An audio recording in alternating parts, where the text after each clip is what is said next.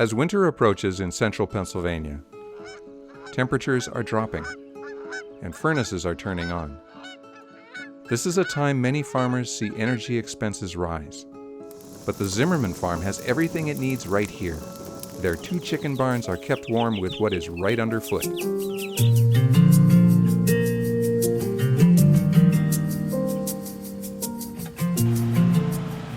The farm is a 60-acre farm, and we have a litter burner process here to burn our chicken litter. We heat our buildings. That's 7 years now, and that was quite an interesting ride already. Typically, used chicken litter is spread on surrounding fields as a fertilizer. Our chicken litter wasn't worth a whole lot, and I don't have enough acres to use all my chicken litter. Looked at another operation that was burning chicken litter and kind of decided I want to take a chance at it. So now he is producing heat for his 2 poultry barns with a biomass heating system, fueled with poultry litter from those same barns. The system I have is hot water. I chose hot water because I felt we could get a lot more even heat distributed in a barn the size of the chicken buildings, which is 24,000 square feet. Even heat distribution, and less moisture when compared to heating with propane. In the winter, when you need a lot of heat, your propane puts moisture in your chicken house, where this type of setup doesn't. Your chicken house is a lot drier. I'm pretty pleased at how even a heat I can have to start little chicks. Mr. Zimmerman was exclusively using wood shavings for bedding, but he soon found out he could easily grow most of his own bedding. There's a little struggle finding shavings. And then I had someone say, well, why don't you put some of this miscanthus grass out? And he had connections to get some, so I put 2 acres out. The miscanthus grass, the hardest thing was planting all the rhizomes by hand. So right now I have 8 acres of miscanthus grass, which is something that comes back by itself every year. You don't have to fertilize it, you don't have to spray it for weeds.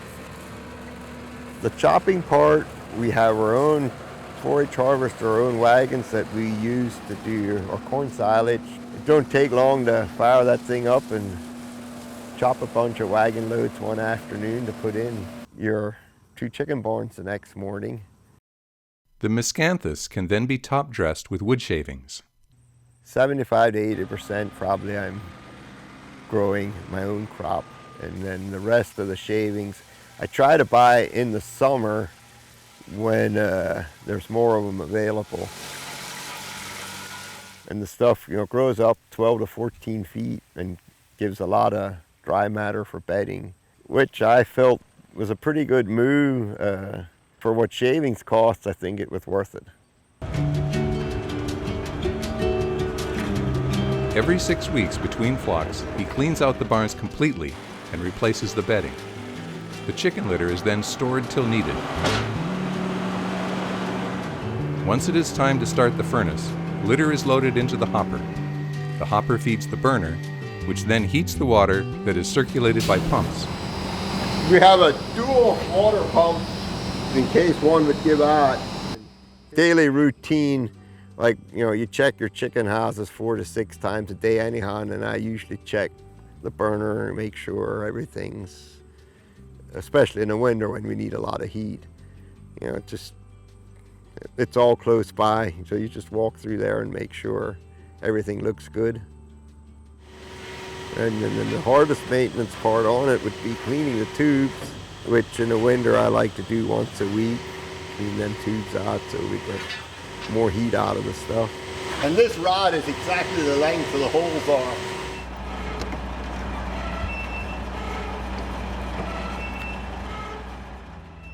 Here we have our house 1, here we have our barn 2, barn 1. A controller inside the barn monitors and regulates the temperature, along with the lighting, water, and feed.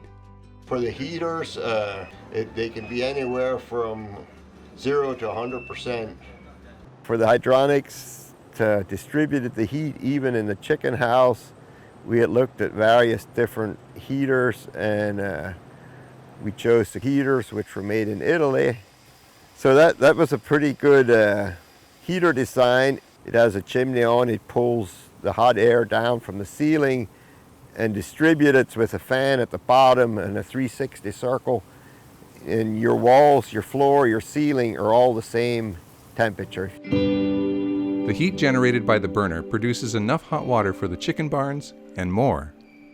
We use hot water to heat the chicken barns, we use hot water to heat the farm shop, and we use hot water to wash farm equipment.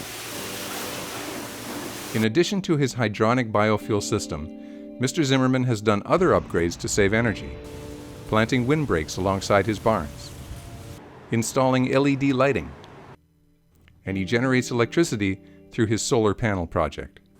Basically, my chicken house roof is there. Do I use it or don't I use it?